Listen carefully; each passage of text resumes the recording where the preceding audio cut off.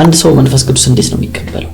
for essentially መዳን ማለት መንፈስ ቅዱስን መቀበል ማለት ነው። መንፈስ ቅዱስ እንዲሞላን ከኛ ምን ይጠበቃል? አብ የሰጠው ተስፋ ነው። በጌታችን በኢየሱስ ክርስቶስ አማካኝነት የተሰጠን ተስፋ ነው። ሐዋርያቱም የሚናገሩት ተስፋ ይሄ በመጨረሻው ዘመን እግዚአብሔር ለሕዝቡ የሚያፈሰው የሱ ለሆኑት የሚሰጠው ስጦታ ነው። የሙላት ቀንስ የሚባል አለ ወይ?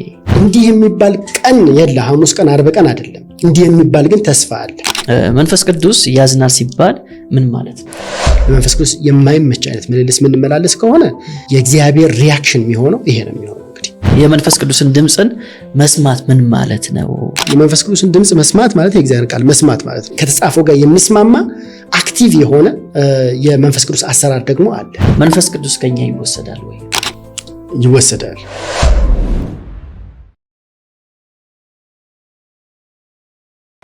ከእግዚአብሔር አባታችን ከጌታም ከኢየሱስ ክርስቶስ ጸጋ፣ ሰላም፣ ምሕረት በያላችሁበት ይብዛላችሁ።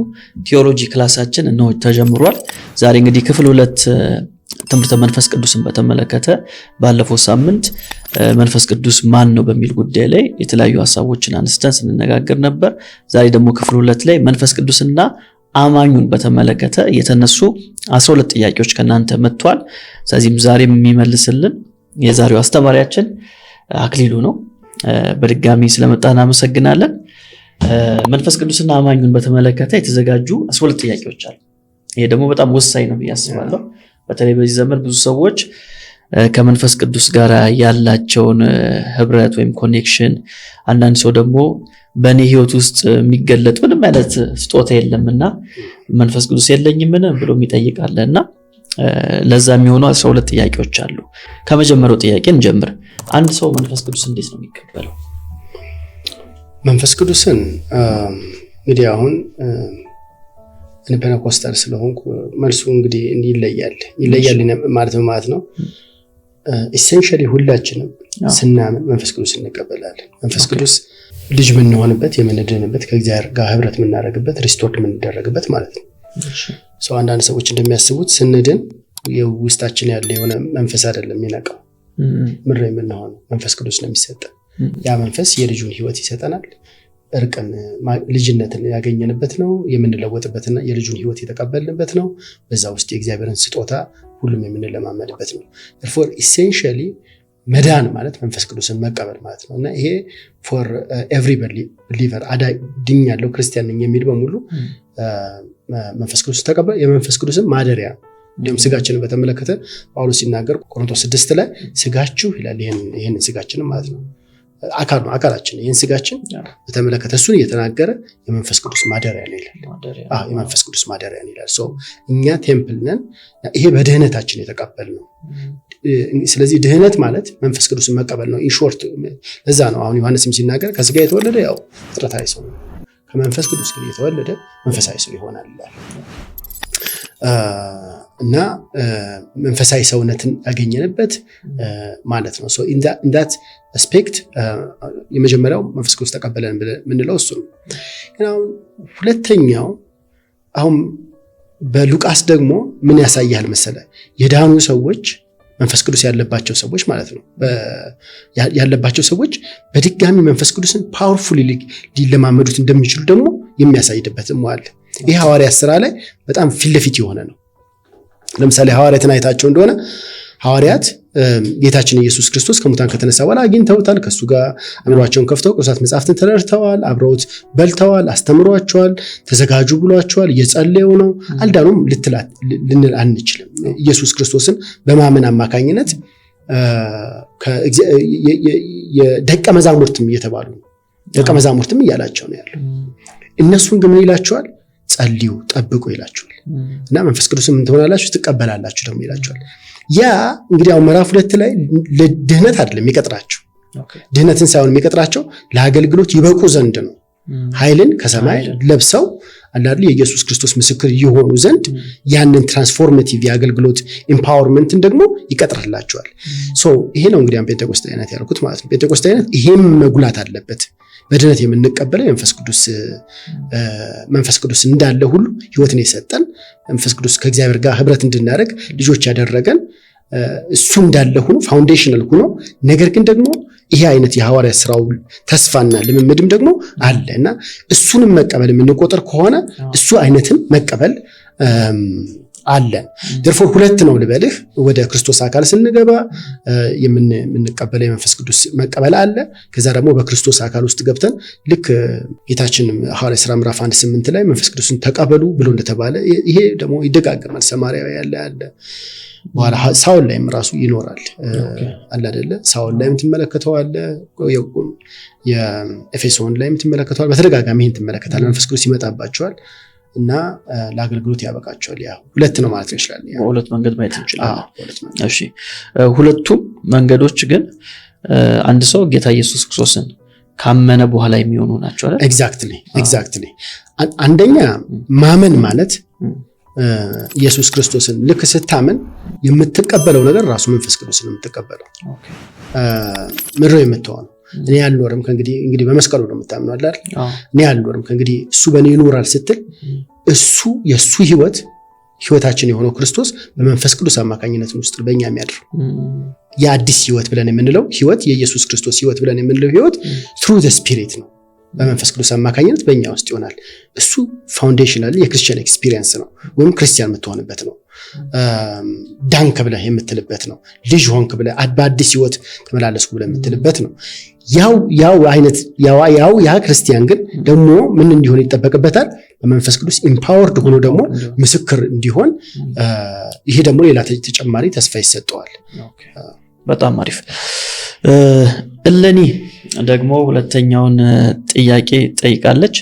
መንፈስ ቅዱስን እንደተቀበል የምናውቅባቸው የተለዩ ምልክቶች አሉ ወይ?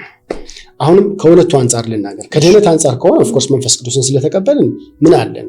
ሰላም አለን፣ ከእግዚአብሔር ጋር ታርቀናል፣ የቁጣ ልጆች አይደለንም፣ ደስታ አለን። አሁን ሰው ሲድን ያለው ደስታ ስለሄ ዝም ብሎ የስጋ ደስታ ሳይሆን ከእግዚአብሔር ጋር በመታረቃችን ምክንያት ያለን አለ።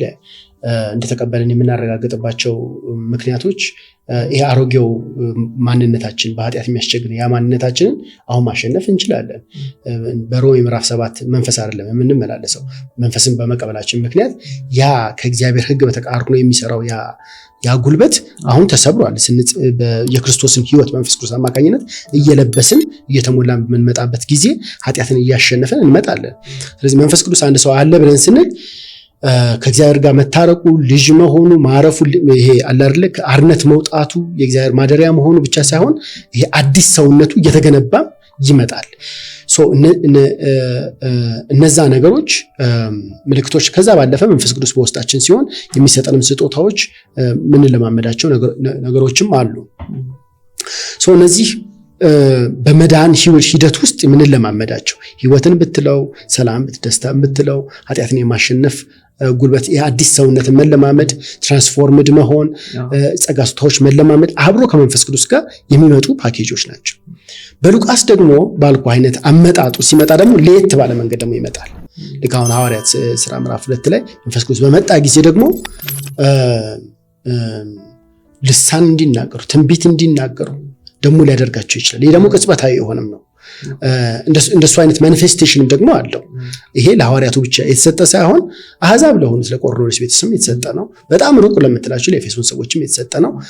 መንፈስ ቅዱስ መምጣቱን እንደ ምልክት ይሄ በተለይ ለመታጠቅ መምጣቱ ልበለው መሰለኝ ለመታጠቅ መምጣቱን እንደ ምልክት ከሚያገለግሉ ነገሮች መካከል የክርስቶስ ምስክር ለመሆን ቦልድነስን ታገኛል፣ ድፍረትን የእግዚአብሔር ቃል ለመናገር መንፈስ ቅዱስ መጣባቸው ይላል። አሁን ምዕራፍ 4 ላይ የእግዚአብሔርን ቃል በግልጥ መናገር ቻሉ፣ በድፍረት መናገር ቻሉ። ያንን ለማድረግ መከራን ለመቀበል ኢየሱስ ክርስቶስ ምስክር ለመሆን ያንን ኢምፓወርመንትም ታገኛለህ። therefore አንድ ብለህ የምትለው አይደለም። ፋውንዴሽናሊ በድህነት መንፈስ ቅዱስን ስትቀበል ብዙ ምልክቶች አሉ፣ በጣም ብዙ ምልክቶች አሉ።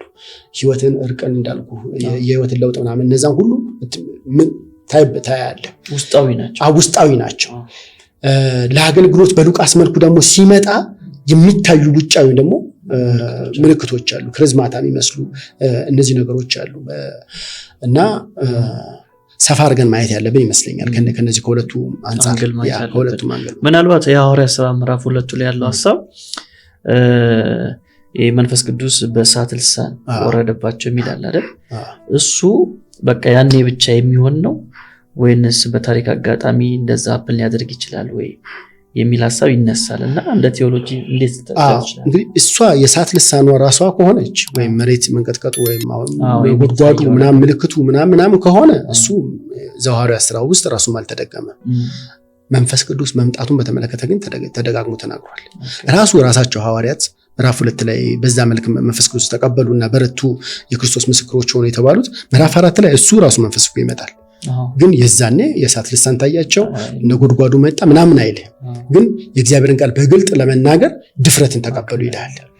በተመሳሳይ መንገድ ሰማርያ ያለ ይመጣል፣ በተመሳሳይ መንገድ ሳውል ላይ በተመሳሳይ መንገድ እያለ ይመጣል። ዝርዝር ምልክቶቹ ቀጥታ ላይ መጡ ይችላሉ። ፓተርኑን ግን ይነግራል። ለክርስቲያኖች በሙሉ የተሰጠ ተስፋ ነው ብሎ ይነግራል። የሚያምኑት አሁን ሰማርያን እኮ ያሳያል። ፊልጶስ ወርዶ ክርስቶስን ሰበከ፣ አጋንንቶች ወጡ፣ በከተማዋ ታላቅ ደስታ ሆነ። ብዙ ነገር ከሆነ በኋላ ሐዋርያት ሰምተው ይመጣሉ እና ምን ያደርጋሉ? እጆቻቸውን ይጭኑባቸዋል፣ መንፈስ ቅዱስን ይቀበላሉ። እና ፊልጶስ ሲሰብክ እኮ የዛኔ መንፈስ ቅዱስ ስለሌለ አይደለም፣ በድህነት ውስጥ መንፈስ ቅዱስን ተቀብለዋል፣ ከእግዚአብሔር ጋር እርቅን አግኝተዋል። ነገር ግን ሐዋርያት ደግሞ አንድም እውቅና የሚሰጧቸዋል፣ ኢንኮርፖሬት ያደርጓቸዋል፣ ወደ ዋናው ኢንኮርፖሬት የሚያደርጓቸዋል። ሁለትም ደግሞ በዛ ላለው ለእግዚአብሔር ስራ የማስታጠቅም ይመስላል እጃቸውን ጭነው ኮሚሽን ሲያደርጓቸውም እንመለከታለን። በጣም አሪፍ። ሶስተኛው ጥያቄያችን ላይ ደግሞ እንምጣ። saved by only grace የሚል ጥያቄያችን እንደዚህ ይላል። በመንፈስ ቅዱስ መጠመቅ ሐዋርያት ሥራ 1:5 እና መሞላት ልዩነታቸው ምንድን ነው? በሉቃስ ወንጌል ውስጥ ወይም በሐዋርያት ሥራ መጽሐፍ በአጠቃላይ መሞላትና መጠመቅ ልዩነት የለውም። ኦልተርኔቲቭ ናቸው። ምንም ልዩነት የላቸው። ፕሌሮ ባፕቲዞ ይላል። ለሉቃስ ኦልተርኔቲቭ ነው የሚጠቀመው። እንዳልኩ በምን መንገድ ነው የሚጠቀመው? ከጳውሎስ ሐዋርያ ጳውሎስ ቃሉን ከሚጠቀምበት መንገድ ግን በተለየ መንገድ ይጠቀመዋል። ጳውሎስ መጠመቅ ካለ የክርስቶስ አካል ውስጥ መግባት ማለት ነው፣ መዳን ማለት ነው። ይህንን ህይወት መቀበል አማኞች የተቀበሉትን ህይወት ተቀብሎ የእግዚአብሔር ቤተሰብ መሆን የክርስቶስ አካል መሆን ማለት ነው። መጀመሪያ ተጠቀስከው ማለት ነው። እሱ ማለት ነው። ለጳውሎስ እንደዛ ነው የሚናገረው፣ በድህነት ነው ሐዋርያ ጳውሎስ። ሉቃስ ግን መጠመቅ ሲል የዳኑ ሰዎች በድጋሚ የተሰጣቸው ሌላ መጠመቅ የሚለውን ቋንቋ እየተጠቀመ እኮ ነው። ለመዳን ሳይሆን የሚጠቀመው የዳኑ ሰዎች በጸሎት ሆነው የሚቀበሉት ለአገልግሎት ታጥቀው የሚወጡበት ኃይል ማለቱ ነው። ይሄን አይተህ እንደሆነ ለምሳሌ ሳውልን በደማስቆ ጌታን ያገኛል። ከዛ በኋላ ከ3 ቀን በኋላ ሐናንያ ይጸልይ፣ በመንፈስ ቅዱስ ይሞላል። ከዛ በኋላ የእግዚአብሔር ቃል መናገር ይጀምራል ይላል። ለአገልግሎት የሚያሰናዳው አስታጥቆ የሚያወጣው እንደማለት ነው። አስታጥቆ የሚያወጣው ማለት ነው። ዴርፎር በሉቃስ ውስጥ ካየነው መጠመቅና መሞላት ፕሌሮ እና ባፕቲዞ ኦልተርኔቲቭ ናቸው። ምንም እንትን የላቸው። ምናልባት በቃል ደረጃ ልዩነት ካለው በመንፈስ ቅዱስ ተሞልቶ ሲልና ፉል ኦፍ ሚላል። ለምሳሌ በመንፈስ ቅዱስ ፉል ኦፍ ስፒሪት ሲልና ፊልድ ኢን ስፒሪት ብሎ ሲል በእንግሊዘኛ በግሪክም ልዩነት ይኖረዋል። እሱ ልዩነት ሊኖረው ይችላል። ፉል ኦፍ ስፒሪት ስንል ምን ማለቱ ነው? ሁሌ ይሄ በስፒሪት ኮንትሮል የተደረገ ህይወት እንደማለት ነው። ኮንቴንድ የተደረገ ህይወት ማለት ነው። ፊልድ ኢን ስፒሪት ስትል ደግሞ ልክ ለሆነ ቅጽበት ለሆነ ምላሽ መንፈስ ቅዱስ አንዴ እንትን ብሎ አነሳስቶ ያንን ምላሽና ያንን ነገር እንድታደርግ የሚያደርግ ቅጽበታዊ የመንፈስ ቅዱስ አሰራሩ ነው። በሉቃስ ውስጥ እሱ አይነት ልዩነት አለ። ፉል ኦፍ ስፒሪት የሚባሉ አሉ፣ ወይም ደግሞ እንደዛ የሚባልበት ጊዜ አለ። ሶ ኢን ዛት ሴንስ ልዩነት ሊኖር ይችላል። ነገር ግን ተሞላና ተጠመቀ ግን ለሉቃስ ኦልተርኔቲቭ የሆነ ቃል ተመሳሳይ ቃል ነው። ስለዚህ እኛም አሁን በዚህ ዘመን በተመሳሳይ መጠቀም እንችላለን ማለት ነው። እንዳልኩ ሰፋ ያለውን ተመልክተው ለምሳሌ አሁን ተጠመቀ የሚለውን እንደ ጳውሎስ ከሆነ ለምሳሌ ቆሮንቶስን እያጠናን ከሆነ ተጠመቀን በምንድን ነው የምንረዳው? በመንፈስ ቅዱስ መጠመቀን እንዴት ነው የምንረዳው? ወደ አካል መግባት ብለን ነው የምንረዳው ማለት ነው። የግድ ሉቃስን ጳውሎስን ሉቃስ ውስጥ መክተት አይኖርብንም። ምክንያቱም ቃላቶቹ እንደየጸሐፊው ሊጠቀሙባቸው እንደፈለጉት መንገድ ይለያያሉ። በሉቃስ ግን ተጠመቀ መንፈስ ቅዱስ ተቀብላችኋል ተሞልታችኋል ብሎ ከጠየቀ በሉቃስ ድህረ ድህነት የሚመስል ልምምድ ነው እንጂ ራሱ ድህነትን አይደለም። ድህረ ድህነት የሚመስል ልምምድ በመሆኑ ያንን ግንዛቤ ውስጥ አድርገን ቃላቶቹ ሁሉ እንጠቀማቸው እንችላለን። ኦኬ። አራተኛው ጥያቄያችን ከዚህ ጋር ተመሳሳይ ነው። ምን ይላል? ሰው በመንፈስ ቅዱስ ተሞላ ሲባል የመንፈስ ቅዱስ አካል ሞላው ማለት ነው ወይ? ራሱ ፐርሰኑ እዛ ሰውዬ ውስጥ ሞላ ማለት ነው ወይንስ ኃይሉ ነው? የመንፈስ ቅዱስ ኃይል ነው ያው መንፈስ ቅዱስ አካል ሞላው ማለት ነው። ያው እንደማያስኬድ ያው ይገባል። ለምሳሌ መንፈስ ቅዱስ አንድ ክርስቲያን መንፈስ ቅዱስ ማደሪያ ነው፣ አንተ ማደሪያ ነው፣ እኔ ውስጥ ሞላው ስለ አካሉ ሞላው አንተ ውስጥም አካሉ ሞላው ምን ልኮ ነው? ሁለት መንፈስ ቅዱስ ሶስት መንፈስ ቅዱስ ያደርጋል ለኔር ነው ማለት ነው። ምናልባት የሞላው የሚለው ቃል አየ ተምሳሌትነቱ የተወሰነ ውስንነት አለው። በመንፈስ ቅዱስ ተሞላ ስንል ኮንትሮልድ እንደማለትም ነው።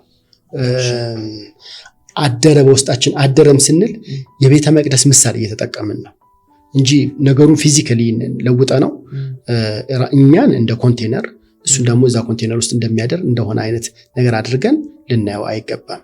ግን የቤተ መቅደስ ትምህርት ስለተማርን እግዚአብሔር ከሰዎች ጋር እንዴት ሪሌት እንደሚያደርግ ምን እንደፈለገም እግዚአብሔር በብሉይ ኪዳን ስላስተማረን የፈለገው ነገር ምንድነው?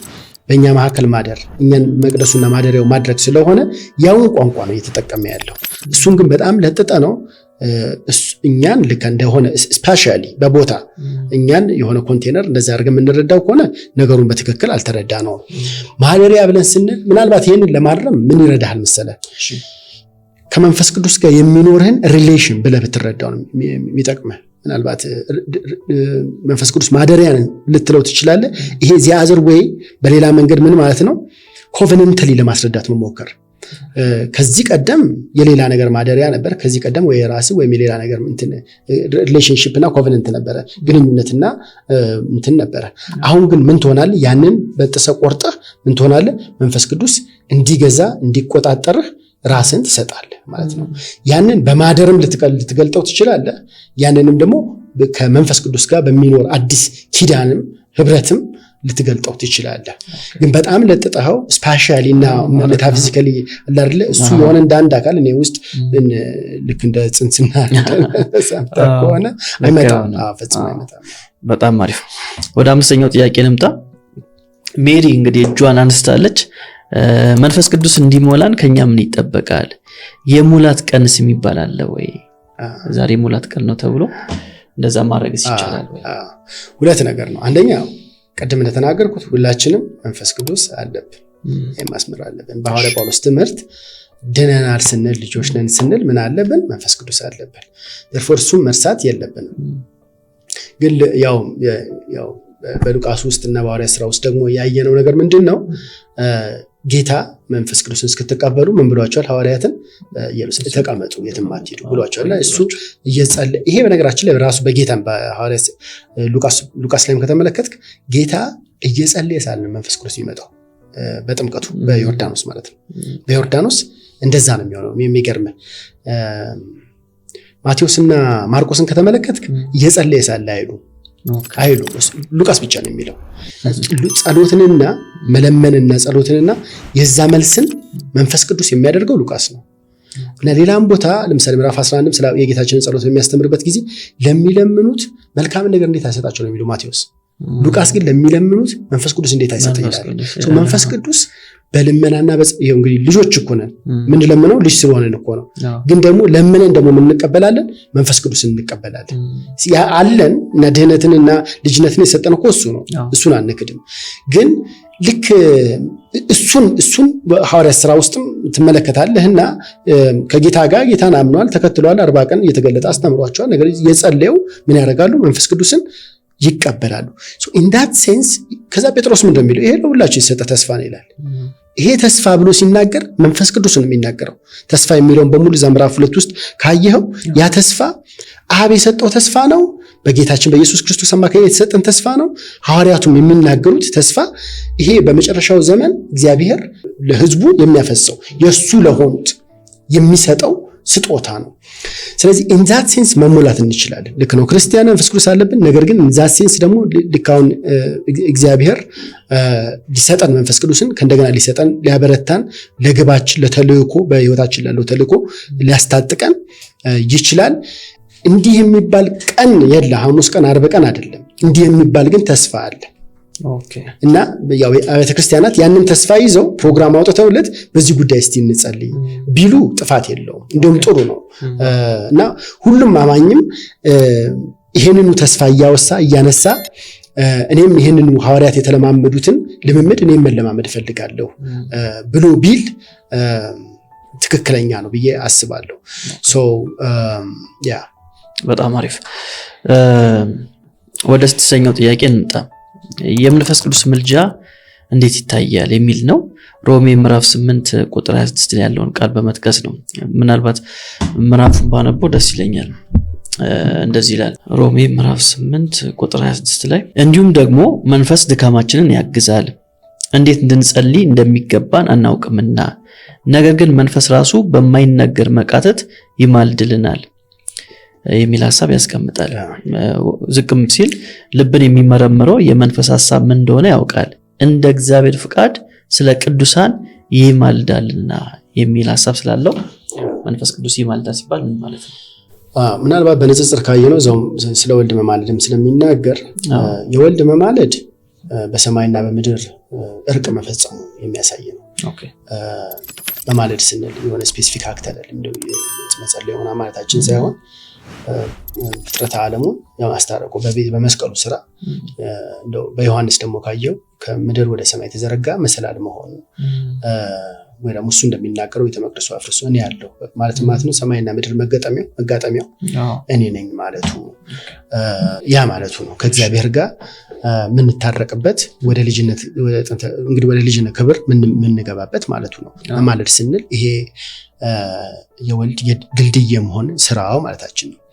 በዚህ ድልድይ በወልድ ስራ ወደ አብ ቀርበን ልጆች የሆንን የሚሰጠን መንፈስ ቅዱስ ነው። ምክንያቱም ያው ቅድም እንደነገርኩ መንፈስ ቅዱስ ወልድ ያከናወነው ይህንን የድል ህይወት ኃጢአትን የማሸነፍ ህይወት ያንን ነው የሚሰጠን መንፈስ ቅዱስ እና ያንን እንግዲህ አሁን በወልድ ምልጃ ልጆች የሆነን ወይም በወልድ የእርቅ ስራ ከአብ ጋር ታርቀን ልጆች ለሆንን መንፈስ ቅዱስ ይሰጠናል እና እንግዲህ ያ የተሰጠን መንፈስ ቅዱስ እኛ ውስጥ ይማልዳል ብለን ስንል ምን ማድረግ ነው? አንድም መንፈስ ቅዱስ ሚሽን የእግዚአብሔር ፍጹም የሆነ ፈቃድ በእኛ ውስጥ እንዲከናወን በዛ ፍጹም በሆነ በእግዚአብሔር ፈቃድ በወልድ ህይወት በእግዚአብሔር ሐሳብ እንድንሞላ ማስቻል ነው አንዱም ስራው ይሄን ነው የሚያደርገውና የወልድ የመንፈስ ቅዱስ ምልጃ ስንል in this sense ነው።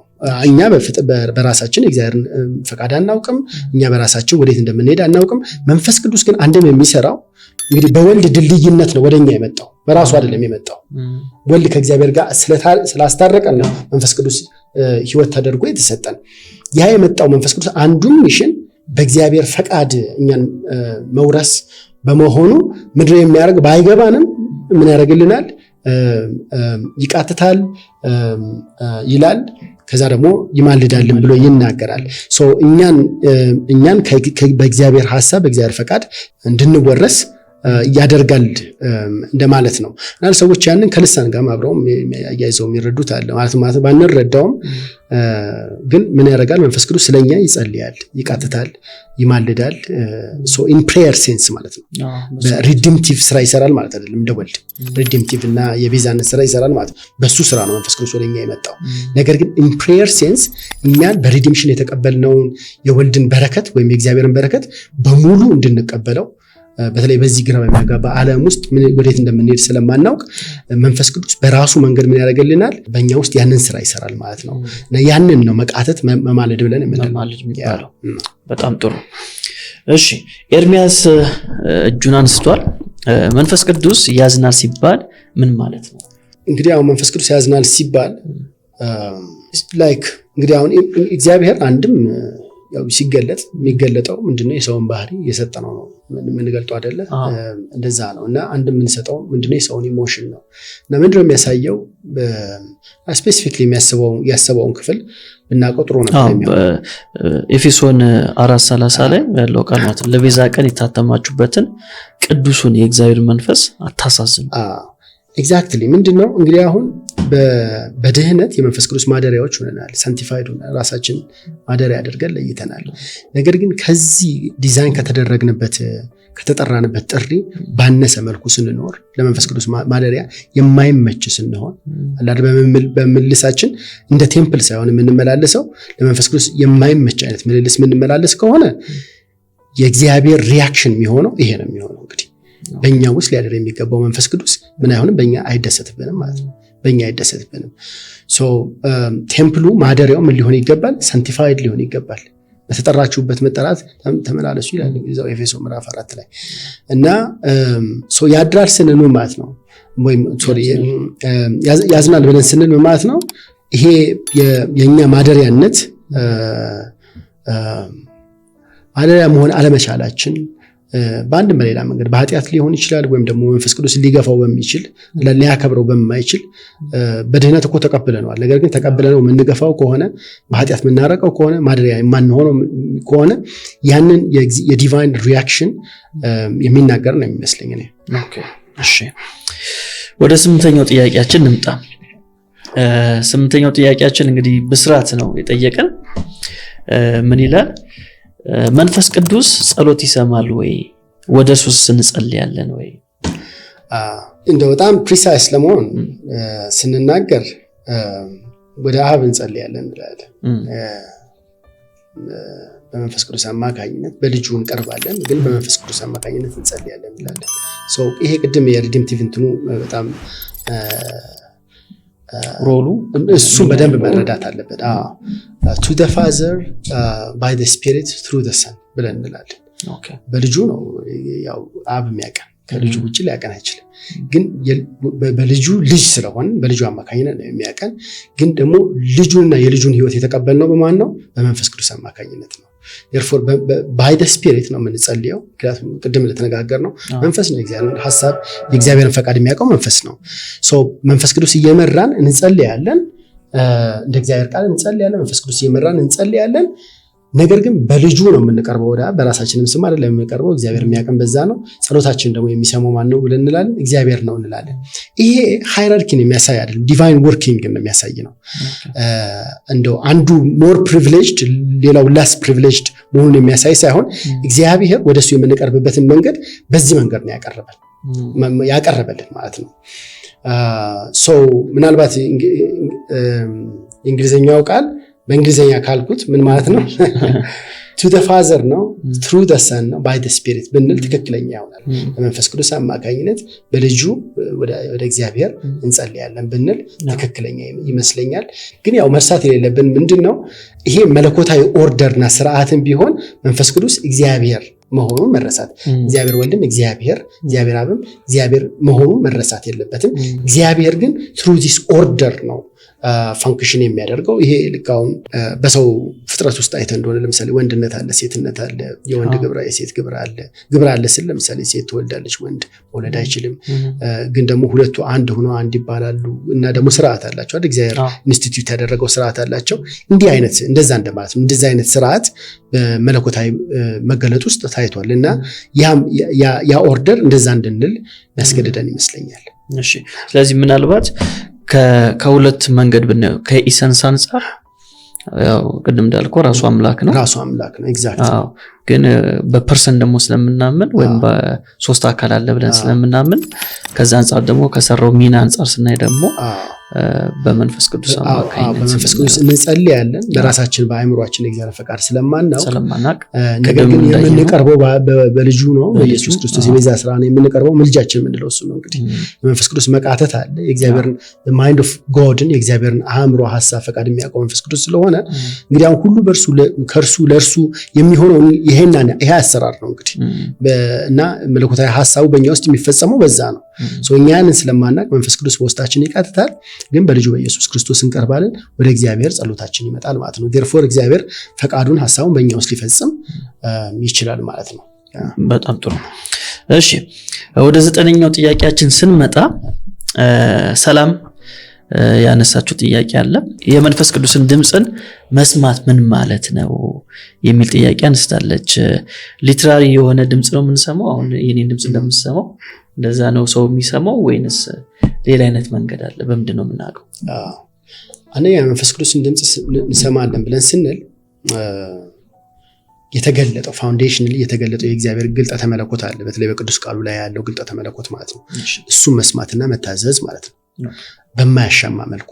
ይሄ ሰብጀክቲቭ ልምምዶቹ አሁን እንዳልከው ድምጽ መስማት ወይ ራእይ፣ ህልም ማየት እነዚህ የመሳሰሉ ነገሮች ሊኖሩ ይችላሉ። እሱን እናወራቸዋለን። ግን ሰከንደሪ አድርገን ነው የምንመለከታቸው። ፕራይመሪሊ መንፈስ ቅዱስን ድምጽ መስማት ብለን ስንል የእግዚአብሔር መንፈስ ሐሳብ መረዳት ማወቅ መስማት ብለን ስንናገር የእግዚአብሔርን ቃል መስማት አይ ቲንክ የኢየሩሳሌም ጉባኤ ሐዋርያ ሥራ ምዕራፍ 15 ላይ ይመስለኛል ያዕቆብ ሲናገር የቀደምት ነቢያት የእግዚአብሔር ድምጽን እንዳስተላለፉ ይናገራል።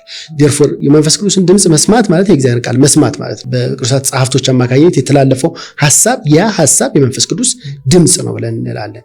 so foundationally ሁላችንም የሚያግባባን የመንፈስ ቅዱስ ድምጽ እሱ ነው በእግዚአብሔር ቃል ላይ ያለው።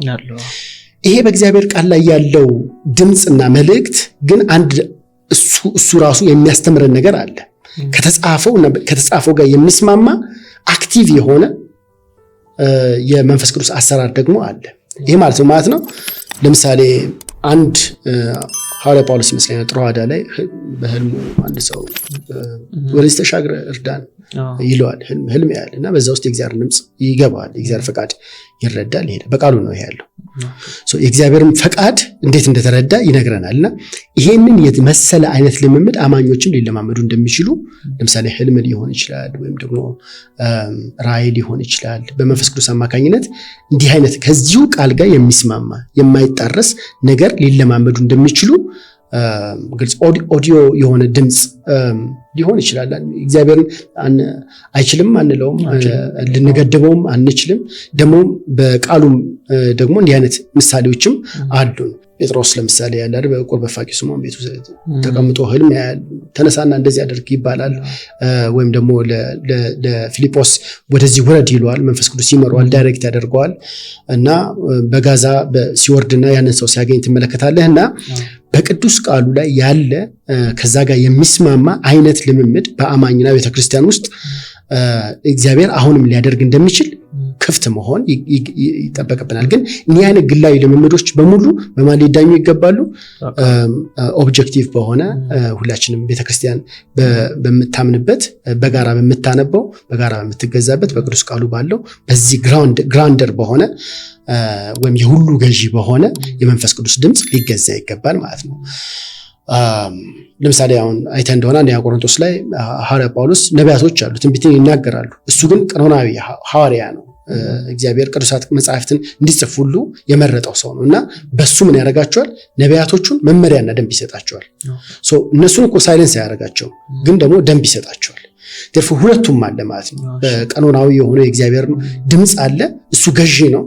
ግን ደግሞ በጉባኤ ውስጥ ያለ በግለሰብ ህይወት ውስጥ ያለ የመንፈስ ቅዱስ ደግሞ አሰራር አለ። ለሱ እንከፈታለን፣ ግን በጥንቃቄ ለቅዱስ ቃሉ ደግሞ እናስገዛዋለን። ስለዚህ በቅዱሱ ቃሉ አማካይነት የመጨረሻው ዳኝነት የምንሰጠው ቅዱስ ቃሉ ማለት ነው እንጂ በግልም ሊናገረን ይችላል። በግል ሊናገረን ይችላል። እሱን አንዘጋም። ነገር ግን ዋንኛና ፐርሰናል በሆነ ህይወታችን ውስጥ መንፈስ ቅዱስ ድምጹን ሊያመጣ ይችላል። በትክክል ሊያመጣ ይችላል። ምክንያቱም ሁሉ ነገር በእግዚአብሔር ቃል ውስጥ አልተጻፈም። ነገር ግን ከቃሉ ጋር በማይጣላ በሚስማማ መልኩ በቃሉ ውስጥ በሚሰራበት መንገድ ዛሬም እግዚአብሔር ይሰራል ብለን እናምናለን። ነገር ግን ዋናውና አብዩ የእግዚአብሔር ድምጽ የመንፈስ ቅዱስ ድምጽ ቅዱስ ቃሉ እንደሆነ ደግሞ እናጸናለን ማለት ነው። ምናልባት እዚህ ጋራ ለአማኙ ሁሉ ክፍት የሆነ ነው ወይንስ ስፔሲፊካሊ ነቢያቶች ወይም አገልጋዮች ለሆኑት ነው ይህ ድምጽ ሊሆን የሚችለው? እንዴት ልናየው እንችላለን? እንግዲህ በሁለት መንገድ ነው ማየት ያለብን። ልክ ነው። በዚህ እግዚአብሔር አንዳንዶችን ነቢያት አንዳንዶችን ሌላ በተለያየ ጸጋ ስጦታዎች የሚያስነሳቸው አሉ። ከነሱ ጋር ደግሞ የሚሰራበት የራሱ አሰራር አለው። እሱ ግልጽ ነው። ግን ለአማኞች በሙሉ ደግሞ ክፍት የሆነ የእግዚአብሔር necessarily ነቢያት ስለሆኑ አይደለም። ነቢያት ስለሆኑ ሳይሆን ለአማኞች እግዚአብሔር የሚናገርበት አለ እድል አለ። ምናልባት ብዙዎቹን የምናውቃቸው ብሉይ ኪዳን ላይ ወይም ደግሞ አዲስ ኪዳን ላይ የምናውቃቸው በጣም ብዙዎቹ ምሳሌዎች ምናልባት ሐዋርያቱ ምናምን የተመለከተ ሊሆን ይችላል። ነገር ግን ኦርዲነሪ የምንላቸው ለምሳሌ ሳኦልን ያጠመቀው ሰው ሐናንያ የሚባል ደቀ መዝሙር ነው። ይህ ምንም እንደዋለ እግዚአብሔር ሰው ምናምን ብለህ የምትለውም ሰው አይደለም። ነገር ግን ኢየሱስ መጥቶ ድምጹን ያሰማዋል። እንደዚህ ነው የሚል መመሪያ ይሰጠዋል።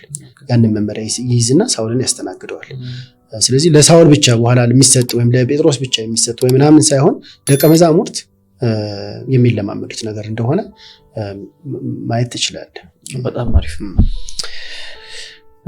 እሺ ወደ 10ኛው ጥያቄያችን ደግሞ እንምጣ። ተባረክ 10ኛውን ጥያቄ ይጠይቃል እንዲህ ብሎ መንፈስ ቅዱስ ከሰው አስተሳሰብና ፍቃድ ጋር ያለው ግንኙነት ምንድነው? ያለ ፍላጎታችን በእኛ ውስጥ ሊሰራ ይችላል ወይ? ይቆጣጠረናል ስንል ከዛ አንፃር ይመስለኛል። ትክክል ነው። አንድም መንፈስ ቅዱስ ግብግብ የሚፈጥረው በስጋ ካለን ከኛ ፎርሜሽን ጋር because ያ necessarily ለእግዚአብሔር የተገዛ ላይሆን ይችላል። በራስ መረዳት፣ በራስ ኤክስፒሪየንስ፣ በራስ ጀርኒ ምናምን የምትይዘው ነገር አለና የጌታችን የኢየሱስ ክርስቶስን ሕይወት መንፈስ ቅዱስ አማካኝነት ስትቀበል መንፈስ ቅዱስ ሚሽኑ ኢየሱስ ክርስቶስን በእኛ ውስጥ በሙላት መግለጽ ስለሆነ ከሰው ሐሳብ ጋር ምን ያደርጋል? ከሰው እንትን ጋር ትግል አለው። ያንን ስጋ ብለህ ልትለው ትችላለህ። እንግዲህ ከእግዚአብሔር ያልሆነ የትኛውም አይነት እግዚአብሔርን የሚቃወም ጠባይና ተፈጥሮ ኃጢአት ነው። ከዛ ጋር ግብግብ መንፈስ ቅዱስ ያደርጋል፣ ሊለውጠንም ይሞክራል። ነገር ግን ያ በምንም ይወሰናል፣ በእኛ ኮኦፕሬሽንም ይወሰናል እና በእኛ ውስጥ ሊሰራ በፈቀድንለት መጠን ነው። ማደሪያ ልንሆን በፈቀድንለት መጠን ነው። እሺ ባልነው በታዘዝነው በሰማነው መጠን ነው። ለዛ ነው እናንተ እስከዛሬ መንፈስ ቅዱስን ድምፅ ትቃወማላችሁ ይላችኋል ማነው እስጢፋኖስ ሲናገር። እና ሰዎች ምን ሊያደርጉ ይችላሉ ማለት ነው? መንፈስ ቅዱስን ድምፅ ሬዚስት ሊያደርጉ ይችላሉ፣ ሊቃወሙት ይችላሉ፣ እሺም ሊሉት ይችላሉ። እንደነ ሳውል አይነቶቹ ጌታ ሆይ ምን ላደርግ ብለው አላደለ እሺ ብለው ሰሚት ሊያደርጉ ይችላሉ። ሰሚት ሲያደርጉ በዛው ልክ ያከብራቸዋል፣ ጋይድ ያደርጋቸዋል። ሬዚስት ሲያደርጉት ደግሞ ለአማኞች ከሆነ ይወሰናል ማለት ነው። እንዲያም ሆኖ ግን እኛ በማናውቀው በማይገባን ሁኔታ እንኳን መንፈስ ቅዱስ ስለኛ ቅድም እንዳልነው ሊጸልይና ሊማልድ ይችላል። እሱ ነው በጣም የሚገርመው። እኛ ሁሉን ኮምፕሬንድ አላደረግነውም፣ እሺም እምቢም አላልነውም። የሚመጣው የሚሆንብንም ነገር ላናውቅ እንችላለን። አንዳንድ ጊዜ መንፈስ ቅዱስ ምናልባት እንግዲህ ይህንን እያለ ይመስለኛል ሐዋርያ ጳውሎስም በእኛ ውስጥ በማይነገር ሁኔታ ምን ሊያደርግ ይችላል? በቃ የእግዚአብሔር ፈቃድ እንዲፈጸም እና ለራሳችን ፍላጎት ለራሳችን እንደዚህ ተላልፈን እንዳንሰጥ ኢቭን አጌንስት ከኛ የኛን ዊል እንኳን አልፎ ምን ሊያደርግ ይችላል? ሊሰራ ይችላል። እንደ እግዚአብሔርነቱ አንዳንዴ እኔ ስለገደብኩ ትገደባለህ ብለህ ልትለው አትችልም። እንደ እግዚአብሔርነቱ አልፎ በአንተ ውስጥ ቃቶ አንተንም ሊለውጥ የሚችልበት ነገር አለ። ነገር ግን ኦፍ ኮርስ እኛ ዊል አለን፣ ፈቃድ አለን እና መንፈስ ቅዱስ አስገድዶን ትራንስፎርም ያደርጋል። እንደዛ ቢሆን በጣም ቀላል ነበር። ያ ሁሉ ጀርኒ የለም። አንድ ጸሎት መጸለይ አስገድደህ ለውጠኝ ማለት ነው እና ትገላገል ነበር እና ያ እንደዛ ይመስለኛል። በጣም ጥሩ። 11ኛ ጥያቄያችን የኤርሚያስ ነው። ኤርሚያስ እንደዚህ ይለናል፣ መንፈስ ቅዱስ ከኛ ይወሰዳል። አንፎርቹኔትሊ ይወሰዳል። ከምን አንፃር ምንድነው እንግዲህ አሁን መንፈስ ቅዱስ ስንል ምን ማለታችን ነው? ዕብራውያን ላይ የምታየው አይነት ዕብራውያን 6 ላይ የምታየው ማስጠንቀቂያ አለ አይደል? ኢየሱስ ክርስቶስን ደግሞ መስቀል መጀመሪያ ወንበዴ ነው ምናምን ስትል ነበር። ከዛ መንፈስ ቅዱስ አማካኝ ይበራልህና ይሄ እኮ የእግዚአብሔር ልጅ ነው ብለህ ተቀበለዋለህ። ከእንደገና አንድ ተራ ወንበዴ ደግሞ ቆጥረኸው ኤግዚት የምታደርግ ከሆነ ክርስቶስን ደግሞ ተሰቅለዋል ደግሞ መስቀል ነው የሚሆነው። እና የመጣውን ዓለም ተስፋ አይተህ አዲሱን ምንድነው የሚለው ዕብራውያን ላይ በጣም ጥሩ ነው። ዕብራውያን 6 ላይ እንደዚህ ላይ አንድ ጊዜ ብርሃን የበራላቸውን ሰማያዊውን ስጦታ የቀመሱትን ከመንፈስ ቅዱስም ተካፋዮች ሆነው የነበሩትን መልካሙን የእግዚአብሔርን ቃልና ሊመጣ ያለውን የዓለምን ኃይል የቀመሱትን በኋላም የካዱትን እንደገና ለንስሐ እነርሱን ማደስ የማይቻል ነው። ለራሳቸው የእግዚአብሔርን ልጅ ይሰቅሉታል፣ ያዋርዱታል። ይሄ ስላለ ነው እንግዲህ አሁን ይቻላል ማለት ምን ልታረግ ትችላለህ? በገባህበት በር ልትወጣ ትችላለህ ማለት ነው። ልትቃወም ትችላለህ። ክርስቶስን ስትክደው መንፈስ ቅዱስ አንተ ጋር ይሰራል። እኔ አንተን እወድሃለሁ ብሎ አይቀመጥም። ምክንያቱም ክርስቶስን ለሚያምኑ የሚሰጥ የክርስቶስ ሕይወት ነው፣ የክርስቶስ በረከት ነው።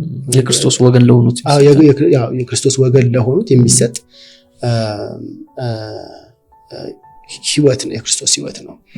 therefore ባለማመን ሰዎች ወደዚህ ውስጥ ሊገቡ ይችላሉ። ግን አሁን እንዳልኩ በትንሽ በትልቁ መንፈስ ቅዱስ ሄደብኝ ምናምን ብለን የምንለው አይደለም። ለማናምን ሁሉ ሪጋርድለስ ኦፍ ኮሚትመንታችን በመስቀል ላይ ያለ መተባበር አለ አይደለ አንዳንዴ በርትተን በሞቱ መስለነው በህይወቱ መስለነው ልንኖር እንችላለን ልንደክም እንችላለን እንደው ስንደክም መንፈስ ቅዱስ እንደው ይወጣል ማለትም አይደለም ነገር ግን ጸንተን ልክ በእምነት እንደገባን በዛው ግልጽ በሆነ እምነት ኢየሱስ ክርስቶስን የምንቃወም ከሆነ ይሄን የተለማመድነው ነገር በሙሉ ልናጣው እንችላለን እና ምናልባት የዕብራውያን ጸሐፊ ያ የሚሆንበት እንግዲህ እንዳልኩት በጣም ሬር ነው ኢየሱስ ክርስቶስ እንደ ሌላ ከዚህ ቀደም ታስበው እንደነበረ ልክ እንደ አንድ ተራ ሰው እንደተሰቀለ ሰው ማሰብ እና ከእምነት መውጣት ስትወጣ እግዚአብሔርም ካንተ ይወጣል ማለት ነው ያ ስለዚህ so in that sense ያው ይቻላል ስለዚህ ምናልባት በሁለት መንገድ ማየት እንችላለን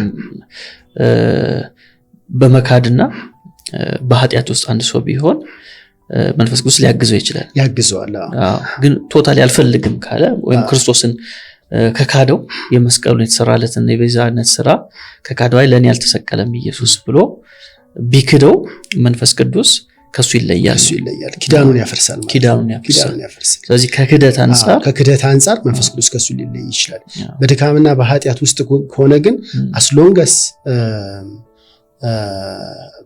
ሊረዳን እስካመንን ድረስ ልጆች እስከሆነን ድረስ በዛች ባለችው ቀጭን ገመድም ቢሆን አብሮን ሆኖ ሊያገዘን ሊረዳን ይሞክራል እንደው ጸንተን ፈልገን እንኳን በኃጢአት ስንቀመጥ እየወቀሰን እየመከረን እንትን ይያለን ልጅ በሚያልፍበት መንገድ ያሳለፈን አብሮን ይሆናል ግን ያው እንዳልኩ ይሄም የሆነበት እድል በጣም አናሳ ቢሆን ሰዎች ያላረ ክርስቶስን አንዴ በክርስቶስ ፍቅር የተነኮ መንፈስ ቅዱስን እና የመጣውን ኃይል መንፈስ ቅዱስን የቀመሱ ሰዎች የሚወጡበት እድል በጣም አናሳ ቢሆንም ግን ሊኖር እንደሚችል ይሄ ክፍል ደግሞ ያሳያል ቅድም ስንጀምር መንፈስ ቅዱስ እንዴት ነው የምንቀበለው ስንል ክርስቶስ ኢየሱስን በማመን ብለናል አይደል ስለዚህ አሁን ሪቨርስ ብናደርገው ክርስቶስ ኢየሱስን ብንክደው መንፈስ ቅዱስ ከኛ ይለያል ኤግዛክትሊ ከዚህ ከአዲሱ ኪዳን ወጣን ማለት ነው የአዲስ ኪዳን በረከትም አብሮ ይወጣል ማለት ነው ከአካሉም እንወጣለን ማለት ነው በጣም አሪፍ ወደ መጨረሻው ጥያቄ እንምጣ ጥያቄ አይደለም እንግዲህ አንድ አስተማሪ ካስተማረ በኋላ ለተማሪዎቹ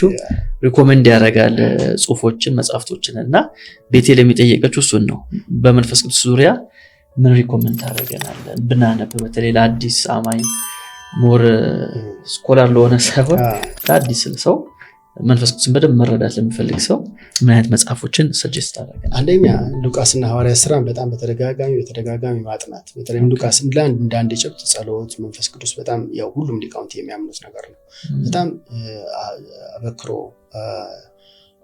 ሁሉም አዲስ ኪዳን ውስጥ በደንብ ትኩረት ሰጥቷል መንፈስ ቅዱስ ስለዚህ ሁሉም መጽሐፍት ላይ አለ ግን ሉቃስ ደግሞ እንትን ስለሚል እንደው መነሻቸውን በዛ ቢያደርጉ ልክ አሁን አንድ አዲስ ክርስቲያንን ዮሐንስ ወንጌል አንብብ ትላለህ ልክ እንደዛ እንደምትለው አስቀድመ ያው ከቆሮና መጽሐፍ ላይ ነው የምንመክረው እሱን መብላት እሱን ማጥናት ያንዳንዱ ታሪክ ማወቅ መናፈቅ እንደው ዝም ብሎ ባይምሮ ማወቅ ብቻ ሳይሆን አይደል በዛ ታሪክ ውስጥ በዛ ጀርኒ ውስጥ አብሮ ለመሆን በመናፈቅ ማንበብ ከዛ ሐዋርያ ጳውሎስም ደግሞ በአንደኛ ቆሮንቶስ ምዕራፍ 13-14 ላይ ያለ መንፈስ ቅዱስ ላይ የሚሰጣቸው ጠንከር ያሉ ትምህርቶች አሉ እነሱን ማንበብ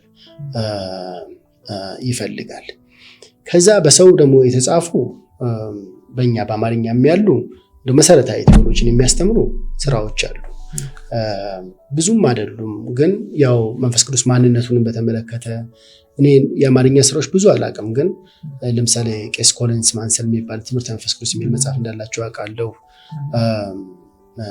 ዶክተር መልሳቸውም እንደዛ መጽሐፍ እንዳላቸው አውቃለሁ በጣም ጥሩ ጤነኛ ብለን የምንላቸው አላህ የተሟላ ግንዛቤ የሚሰጡን መጽሐፍት ረጅም መጽሐፍቶች አሉ ግን ያው መጽሐፉ ሲያነብ ሰው ረጅም መጽሐፍ ላይ ዘሎ ሊወጣ ይችላል ምን ነው የሚረዳው መሰረታዊ ነገሩን በእግዚአብሔር ቃል አማካኝነት ነው የሚይዘው እንደዛ አውቃለሁ ትምህርተ መንፈስ ቅዱስ የሚለው ጥሩ ትንሽ ናት ግን ጥሩ ናት እኔ እሳቸው መጽሐፍ ወደ ትምህርተ ክርስቶስ ትምህርተ እግዚአብሔርም ጥሩ ነው ጥሩ ሰብስታንስ ያለው መጽሐፍ ነው በአማርኛ በእንግሊዝኛ በጣም ብዙ አሉ ምንጭስ ቁጥራን ማንዘልቃቸው እንደዛ አሉ አሁን በቅርብ ሊያወጡልኝ አሉ እኔም ፕሮባብሊ በዚህ ሰኔ ላይ አንድ መጽሐፍ ሳላወጣ አልቀርም በዚህ መንፈስ ቅዱስ ላይ በተመለከተ እግዚአብሔር ከረዳኝ ሰኔ ላይም አንድ ዳውስ ያለች ስራ አለች እሷ ፓይፕላይን ያለች ትወጣለች ብዬ አስባለሁ ግን ደግሞ በጣም ጠቃሚ ምላቸው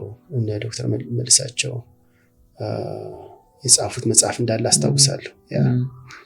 በጣም አሪፍ። ስለዚህ በዚሁም አጋጣሚ አንድ ነገር እስቲ እናድርግ። አንድ ጥያቄ ለተማሪዎች ጠይቅና መንፈስ ቅዱስን በተመለከተ ወይም ከጻፍከው ጽሁፍ ላይ አንድ ጥያቄ ወሳኝ የምትለው ጥያቄ ጠይቅ። ከዛ ቅድሚያ ለሚመልሱ 10 ሰዎች የአክሊሉን መጽሐፍ ቲዮሎጂ ክላስ በስጦታ ይሰጣቸዋል ማለት ነው። 10 መጽሐፍ። ስለዚህ እስቲ አንድ ጥያቄ ለተማሪዎች ጠይቅና ቅድሚያ ለሚመልሱ 10 ሰዎች ትክክለኛ መልስ ለሚመልሱ ሰዎች 10 መጽሐፍ ቲዮሎጂ ክላስ ለእናንተ በስጦታ መልክ ይሰጣቸዋል ማለት ነው። በጣም ላቅ ላይ ያላችሁ ችግር የለው አስብና ላክ ነው እያልኩ እያሰብኩ ታከብዶ ጥሩ ነው። ቅድሚያ የሚመልሱ ስለሆነ ያው ታይፕ ለማድረግም እንዲቀላቸው ሐዋርያው ጳውሎስ በአንደኛ ቆሮንቶስ ምዕራፍ 12 ላይ ስንት የመንፈስ ቅዱስ ስጦታዎችን ዘረዘረ ብዬ። በጣም አሪፍ። ስለዚህ ስንት ስጦታዎች ተዘርዝሯል በቁጥር ማለት ነው። ለምሳሌ 3 2 5 ብለው ለጻፋችሁ ትክክለኛውን ቁጥር ላስቀምጣችሁልን 10 ሰዎች በቲዮሎጂ ክላስ ስም 10 መጽሐፍ እንሰጣለን ማለት ነው። በጣም ነው እናመሰግናለን። መተህ ስላስተማርከን፣ ለተነሱ ጥያቄዎች ምላሽ ስለሰጠን በጣም እናመሰግናለን። በሌላ ርዕሰ ጉዳይ ላይ ደግሞ ወደፊት እንገናኛለን። በጣም አመሰግናለሁ። እሺ እንግዲህ የዛሬው ክላሳችን እዚህ ላይ እንጨርሳለን። ሳምንት ደግሞ በሌላ ርዕሰ ጉዳይ ላይ እንገናኛለን። እስከዛው ድረስ የአብ ፍቅር፣ የወልድ ቸርነት፣ የመንፈስ ቅዱስ ኅብረት ከሁላችን ጋር ይሁን።